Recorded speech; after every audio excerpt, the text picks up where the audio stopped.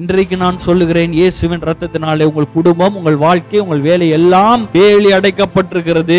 சத்துருடைய உட்புகுதல் இன்றோட முடிஞ்சு போச்சு. அந்த தருத்திரம் எல்லாம் முடிஞ்சு போச்சு. அந்த கஷ்டம் முடிஞ்சு போச்சு. அந்த கண்ணீர் முடிஞ்சு போச்சு. அந்த வேதனை முடிஞ்சு போச்சு. அந்த துக்க நாட்கள் எல்லாம் முடிஞ்சு போச்சு. இனி எல்லாம் மாறுகிறது. மாறி என்ன வர ஆரம்பிக்க போகிறது?